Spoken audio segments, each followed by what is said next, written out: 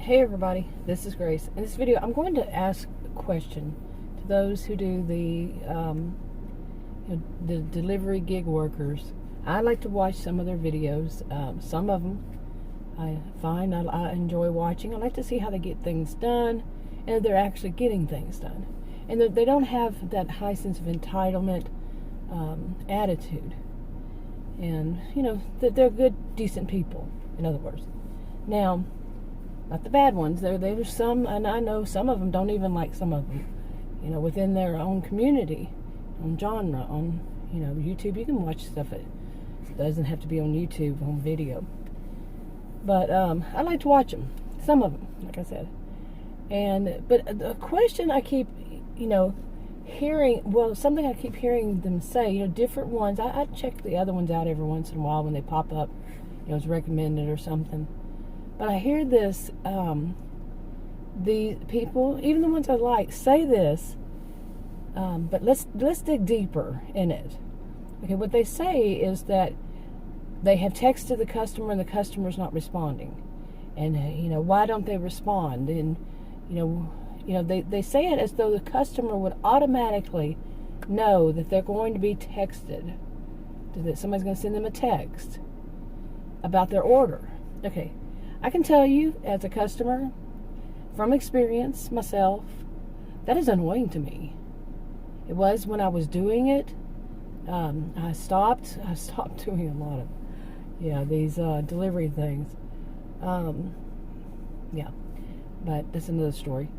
But it would bother me, like if I put on there, no substitutions, okay, and they would still text me, because I know they get paid by percentage, or from what I understand, they would still text me.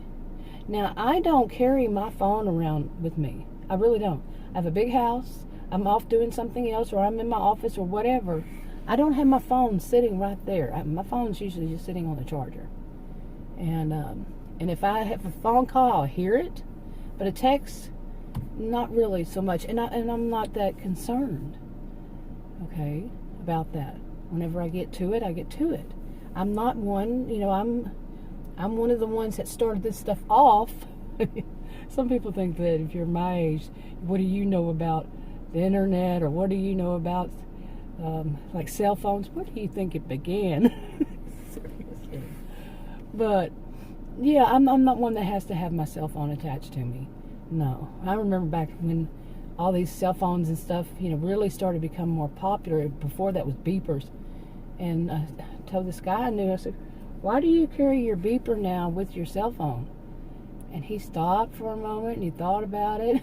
He said, you're right. There was a transition there. Okay, but the cell phone, what we would say back then was, about the beeper and the cell phone, were that they were leashes. And we have the attitude that we don't want a leash around us, we get to it. And we came from, the generation that it was the telephone, not the cell phone. My dad actually had a cell phone way back when, but it was a big old clunker. He did what is it called? Kidney dialysis, so he had to have one back then.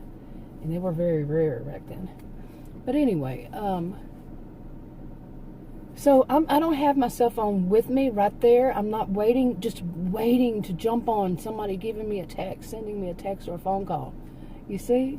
And I'm not saying that younger generations are all like that, but I know some. I don't generalize. I don't say just because some do, all do. No. It's not the case, and it's not the case with my generation either. So, no generation. Can you say stereotypes are bad? But anyway, I think younger generations are more used to having their cell phone with them than my generation. Like my generation, when I taught at college and university, I didn't allow my students to have computers and their cell phones on and stuff. Maybe nowadays they do.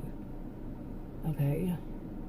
Yeah, it was already changing that way, but no, that's disruptive to have somebody's cell phone, go off or even vibrate, and that person's no longer paying attention, and people around them no longer paying attention.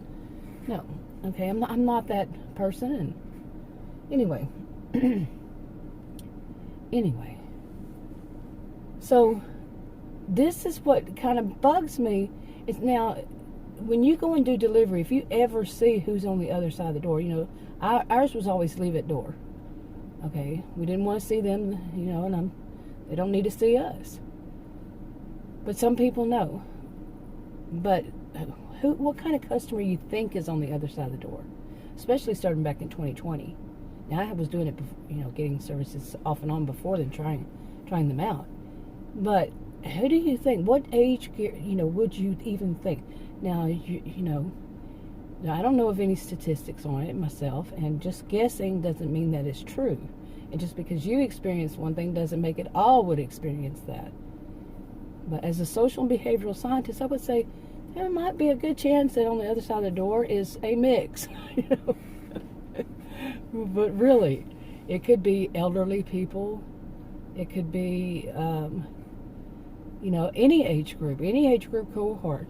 Now, do you think all of them are going to go walk around with their cell phone, or even in earshot? Mine's not always in earshot. Would everybody do that?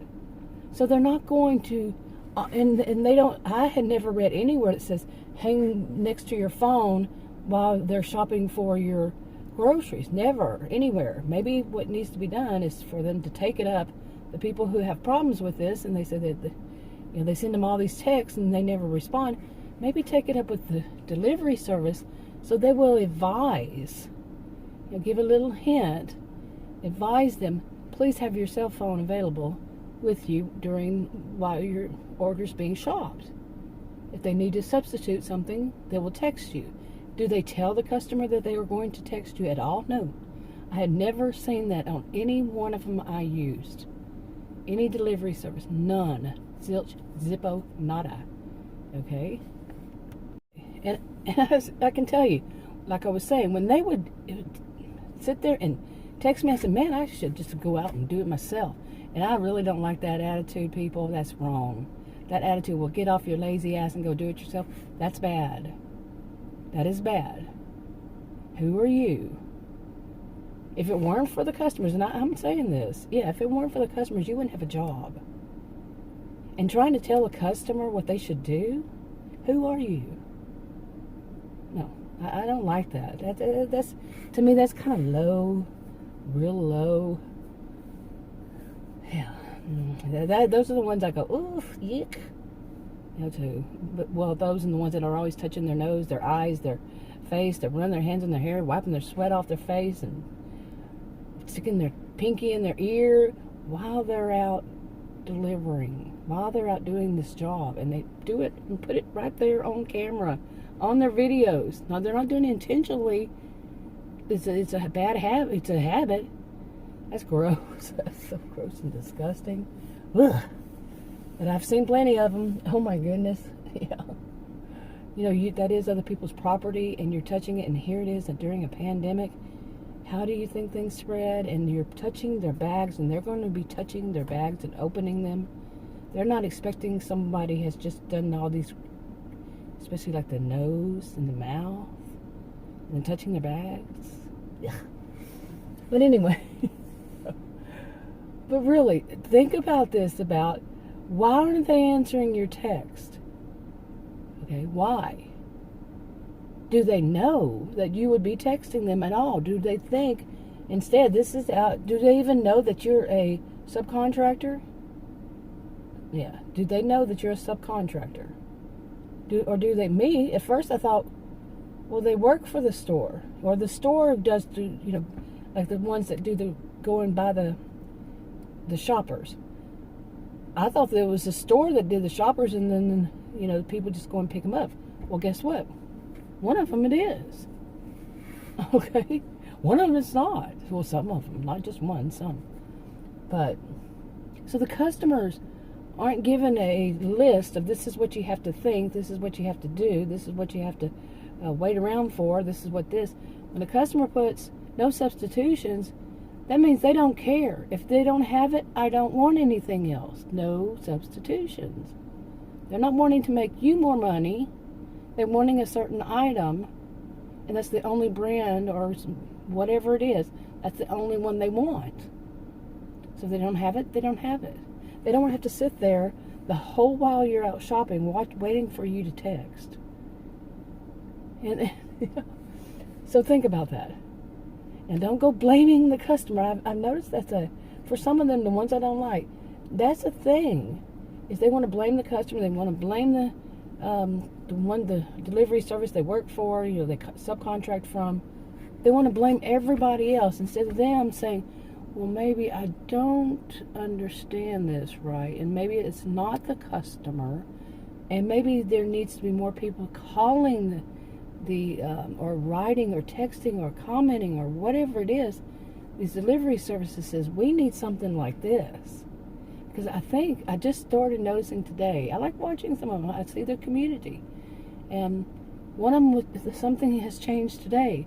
I think it's somehow giving a little hint to customers to think about giving tips. Because some customers say, I only give tips at a restaurant. I've always gave 20% tips. Except for one time I noticed that it had gone back to 5% or something. And I try to figure out how do you, there are plenty of services I've tried. I try to figure out how you go back and change it, and couldn't figure it out. So, okay, which this kind of leads me to this. Now I have watched some of these people who make these videos. Like I said, some of them I like, I really do. Some of them I do not. Especially the ones that say that we need the delivery people here. We need to educate the customer. That is really bad. First of all, it's not your position. It is not your position to educate a customer at all. Period. I cannot. These are my opinions. I could be wrong, but I don't think so. No, it is not your position to educate and to even have the arrogance to think it is the customer. Maybe the customer needs to educate you. How does that sound? Doesn't sound good, does it? Really doesn't. That's not your position. That's not your job. Like I said, the corporation can let the customer know and knows how to do it. That is their job. The person who does that, that's their job. Okay? You're not better than them. You don't know more. You don't know how they should put it. But that's their job.